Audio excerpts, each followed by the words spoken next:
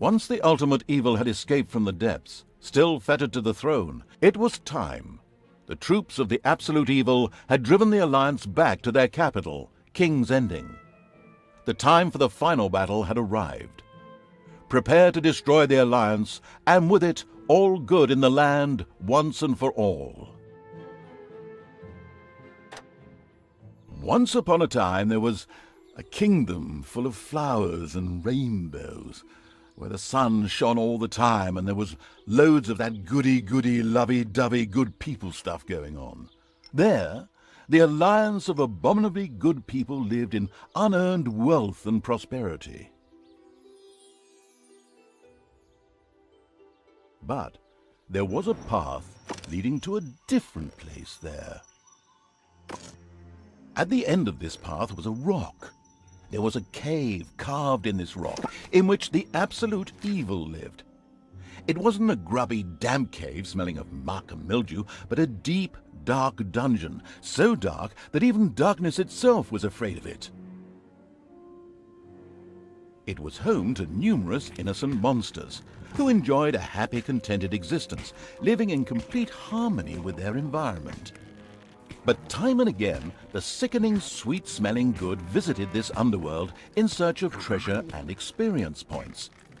Many monsters found this to be the death of them, but much worse, the absolute evil's treasures were being stolen.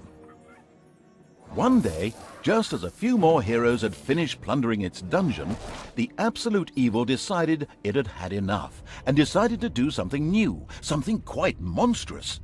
Go to the surface. The Alliance tried to resist, but the approaching horde just flowed over them like an angry wave of axes, teeth, and bad breath.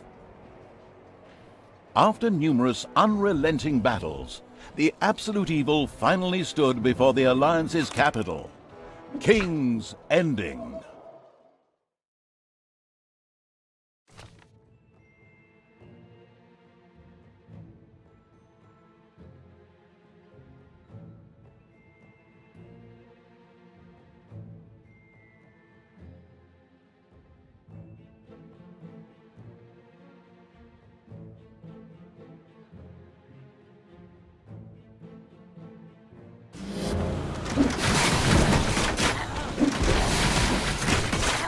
After countless battles, the forces of the absolute evil reached the Alliance capital, King's Ending. The laughable remnants of the forces of good had come here to make ready for the final battle.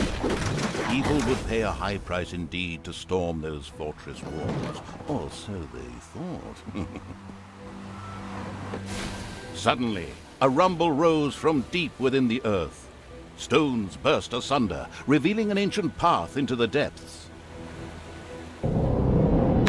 Out of the depths of Stygian darkness arises the invincible evil. With earth-shaking steps, the unstoppable evil began its trek towards the front. In the terribly improbable event that it may have forgotten how that works, a formidable help function has been provided. The presence of the absolute evil was also reflected in the land itself. Grass withered, and in places the ground tore open to reveal bubbling lava.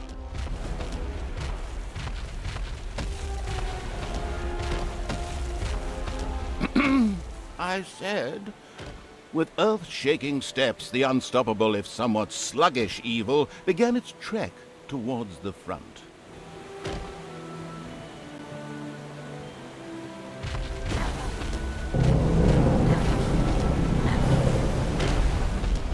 Even the forest could not withstand the aura of the ultimate, and beat a hasty retreat.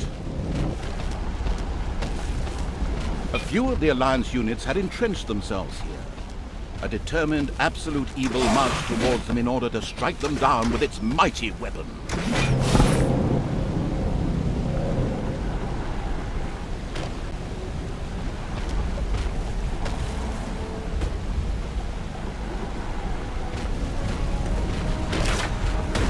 The absolute evil had discovered a medal. His legendary award ensured a creature could be made even more powerful. Only one downside, the creature could only wear one at a time. Eyes ablaze with greed, the insidious evil gazed upon the blood-drenched battlefield. Here the last defenders of good would die, and an age of evil begin. Projectiles from the Alliance's catapults darkened the sky, but the Horde's fighting skills were at their best in darkness, if they survived.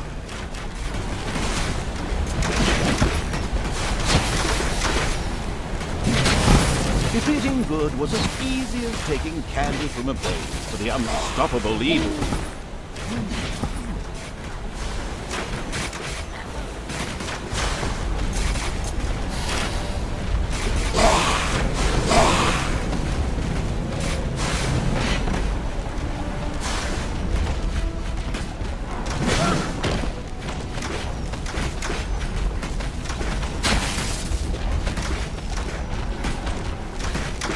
Absolute evil strode like a war god through the defenders' ranks and smote them with ease to the ground.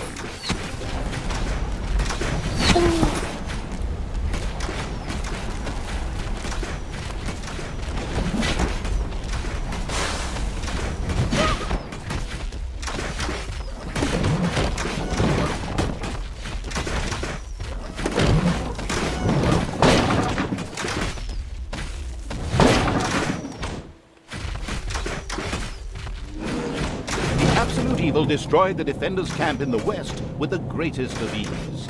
Now, only one tiny camp offers any resistance to the absurdly evil evil. And even that won't be able to hold out for much longer.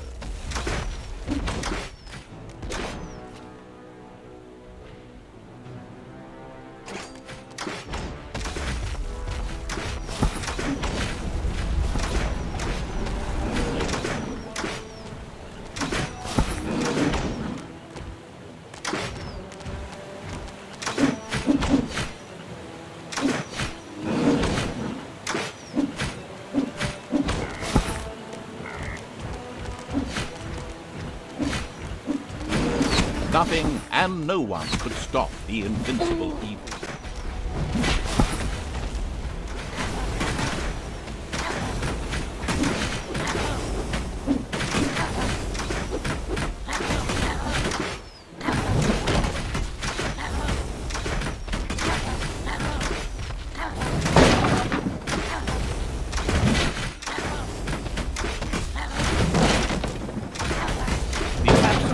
Destroyed the defenders' camp in the east with the greatest of ease. The defenders in front of the city had been beaten to a pulp and defeated. Now the time had come to attack King's Ending. The final battle beckoned. The city gate was firmly barricaded by the Alliance's archers, but the absolute evil would not allow itself to be held up by such a ridiculous impediment. So, go get them! Destroy them now! Oh yes, sorry, stay in character. The absolute evil used its all-powerful magic to eliminate the archers and open the gate to the city.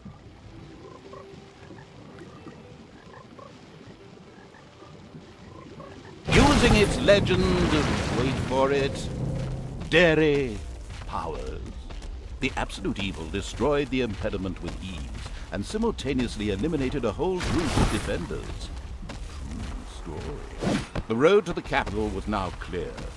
The absolute evil did not hesitate for even 1 nanosecond. The insidious evil entered King's Ending. A small, pitiful group of defenders stood in its way. Suddenly, the doors of several houses in the city opened, and with a loud roar, defenders bore down on the rather surprised evil. An ambush.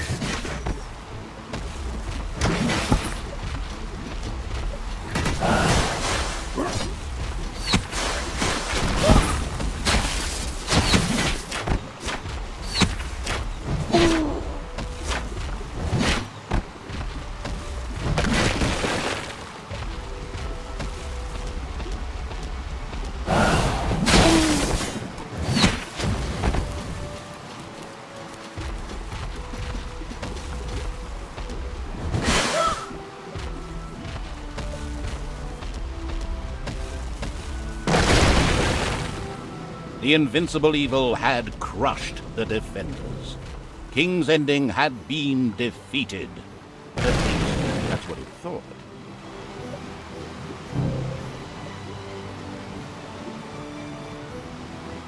Suddenly, the final heroes of the Alliance emerged from nowhere. Another ambush? Now, this was becoming very boring. But wait, this time it was different. Instead, the heroes raised their hands and started singing an incomprehensible chant. A magical ritual? This did not bode well. Well, actually, it bode the arrival of good things, great things, unless you happen to be the absolute evil. Once the ultimate evil had escaped from the depths, still fettered to the throne, it traveled to wreak terrible vengeance on those who had done this. Ever somewhere in the depths of the dungeon, the ultimate evil awoke. It did not know what had happened, nor why it had awoken, but it longed for revenge. The last remaining heroes of the country joined forces and cast a powerful banishment spell. The absolute evil disappeared from sight with a threatening gesture, and a faint whispered, "I'll be there," could be heard coming from its lips. The absolute evil had been banished, and its essence shattered into several pieces. Its reign of terror had ended.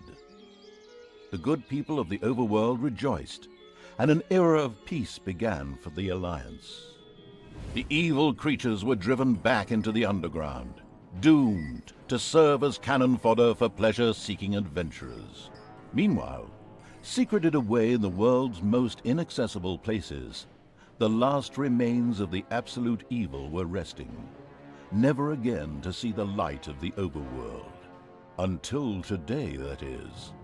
Somewhere deep under the earth, the ultimate evil awoke.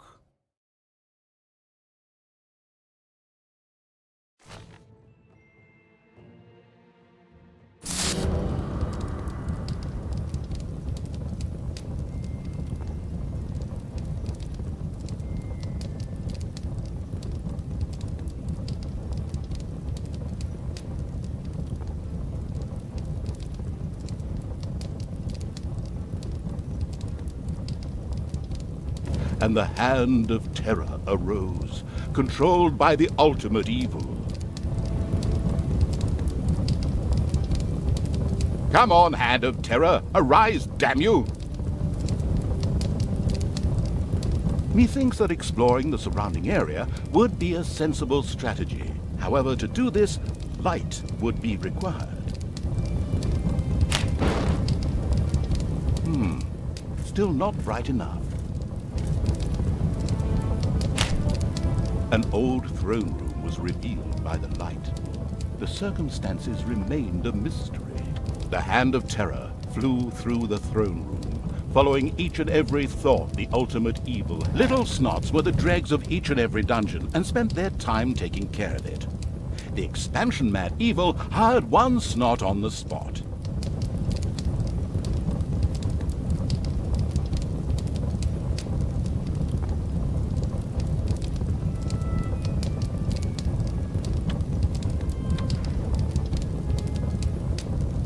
After very careful consideration, the ultimate evil now decided to recruit a little snot.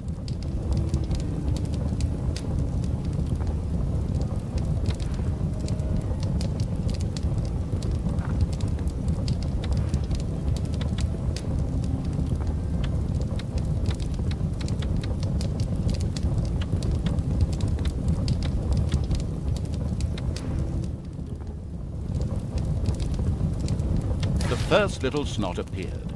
It was completely ready to work in the dungeon and to crawl in the dust before the ultimate evil. Little snots were important to the ultimate evil because they took care of many important little things, such as excavating new areas.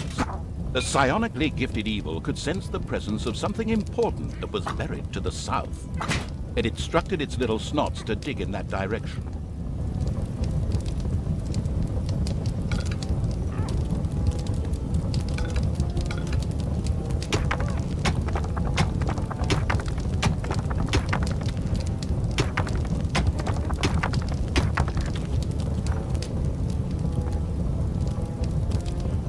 the little snots still didn't know what they were meant to be doing.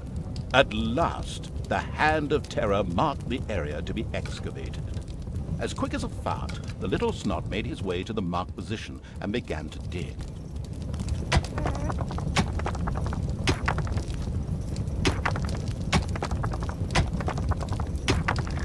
Behold, the creatures of the overjoyed evil had apparently been much more industrious than it had thought. A great dungeon was revealed behind the wall. Everything was already in place. Doors, traps, a well-filled treasury. Oh, wait. Treasury? And where, if you please, is this treasury? Oh well. One can't expect too much of these mindless little snots. First of all, some gold had to be dug out to make space for a treasury to be created. The hand of terror swiftly marked a few small gold veins so that the little snots could excavate them.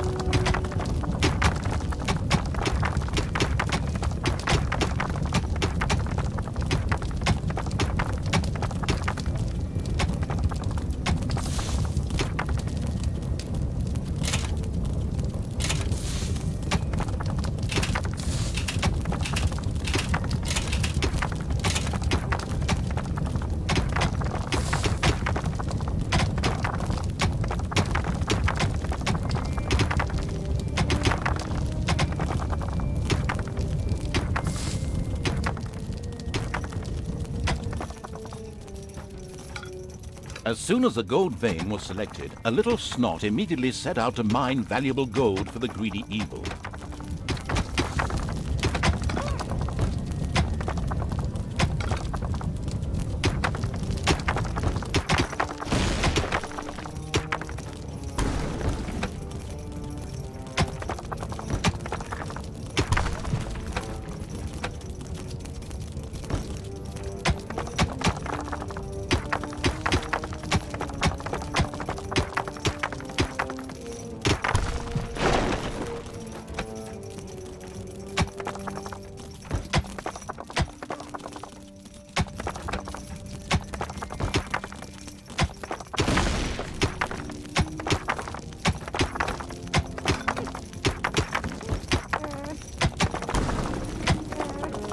Once most of the gold had been mined, the Hand of Terror quickly created a treasury on the spot so that the precious metal could be safely stored. The clever evil mastered this task with flying colors. From now on, little snots could use the treasury to store mined gold. It was then at the greedy evil's disposal whenever more rooms needed to be built or new creatures recruited. Little snots were all well and good, but were too weak and cowardly to defend the dungeon. Since it was not able to defend itself, the ultimate evil would have to hire some orcs. But they would require food. Liquid food.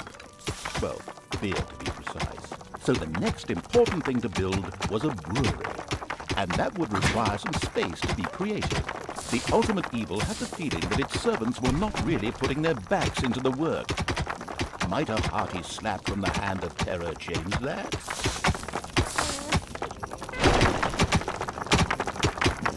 The sadistic evil encouraged its creature to work a little faster, with a friendly but not at all gentle slap.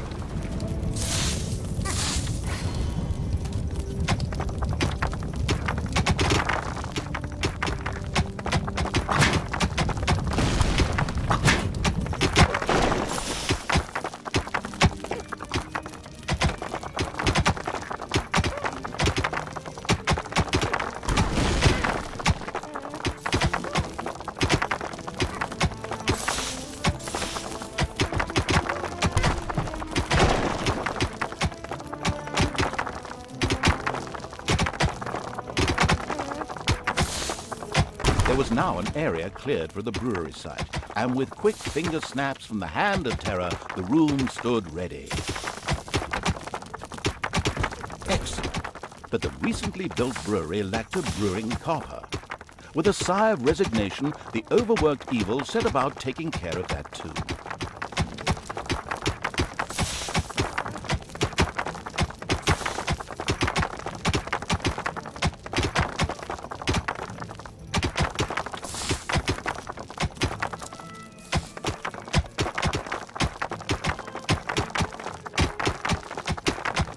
Hard-working evil effortlessly built a brewing copper so that delicious beer could be brewed as soon as possible. One of the little snots started working on the brewing copper. The nostalgic evil banished all thoughts of Oktoberfest and brass bands. Those would have to wait. More important tasks had to be completed first. Both beer and gold were now available in the dungeon, so it was time to hire some creatures to defend against greedy heroes or whatever else snuck around underground. At present, it was only simple orcs declaring undying loyalty to the ultimate evil. The rest of the horde was scattered to the winds.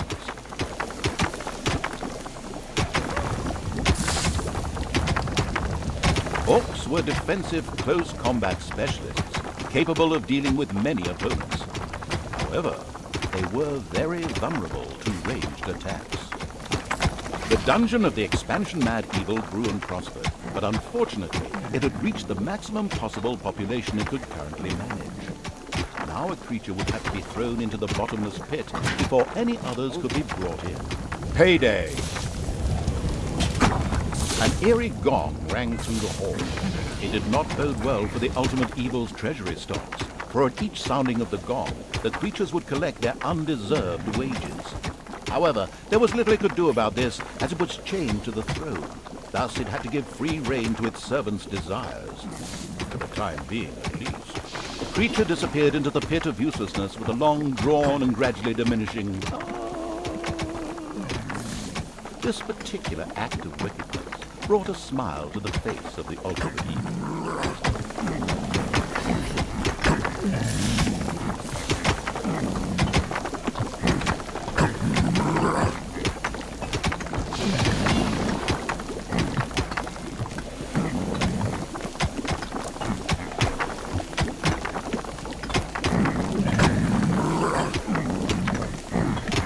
One louse-infested orc crawled up from the depths and declared allegiance to the ultimate evil. The first step towards the creation of a powerful army had been taken. The profound evil had had enough of dungeon sightseeing and now wanted to move to the surface to try a dish that is best served cold. Revenge. Some Alliance members were bound to be guarding the entrance to the overworld. A fine appetizer for a vengeful evil.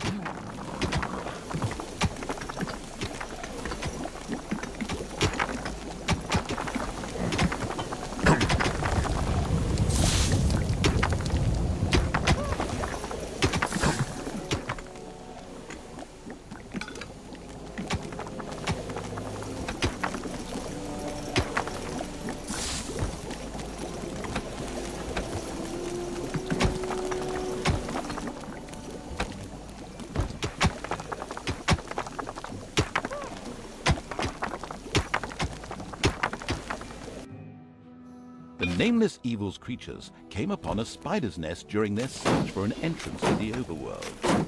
It would take more than one orc to smoke that out. The abysmal evil used the hand of terror to grab several of the creatures that were still completely inexperienced at fighting and threw them onto the spider's nest.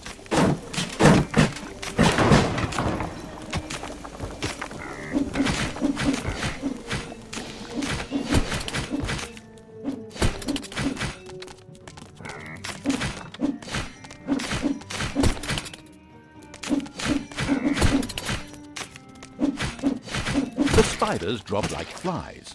The strategically well-versed evil patted itself on the back, proud that it had led its troops into battle with such aplomb. And by led, I just simply mean chucking them at the enemy. The basics of a dungeon were now in place. However, the brewery was puny and didn't really have room to store beer barrels in, and the treasury was also anything but impressive in size. Quickly, the expansion-hungry evil set out to enlarge its dungeon.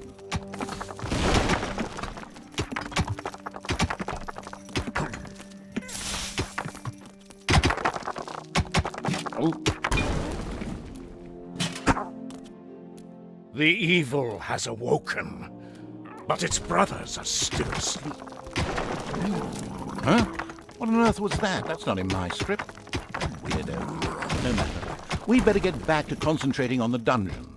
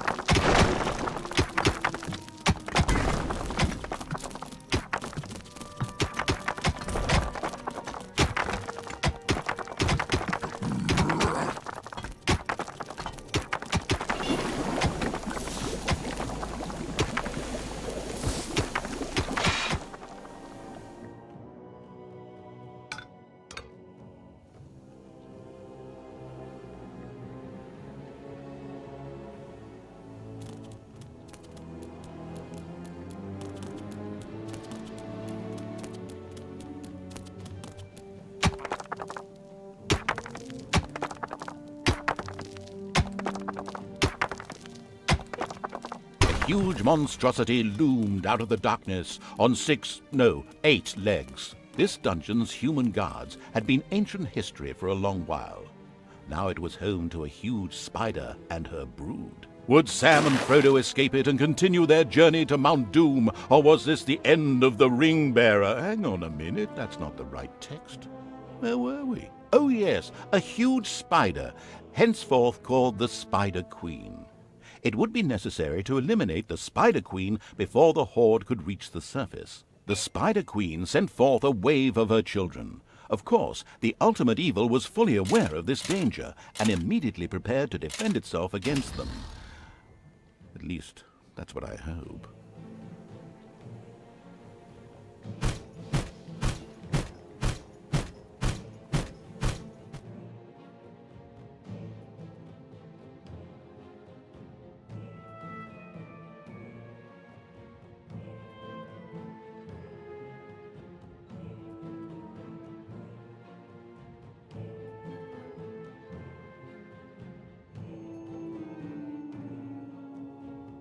Payday!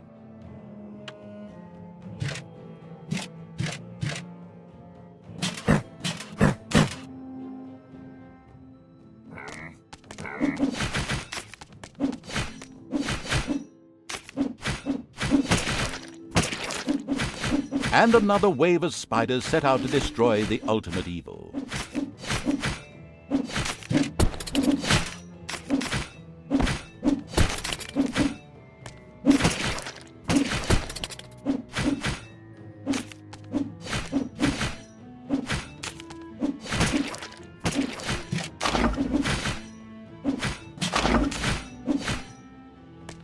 The vile perversion, once called the Spider Queen, had nothing more with which she could fight the Horde. Later, the sensitive evil would have her innards made into a lava lamp. The way to the surface was open. Now it was time to put those vengeance plans into practice. The vile evil wanted to take this opportunity to utter a really sinister laugh. But unfortunately, its physical state made this unviable. Instead, it asked the narrator to do a bit of sinister laughter on its behalf. Oh well, here goes. Deep breath.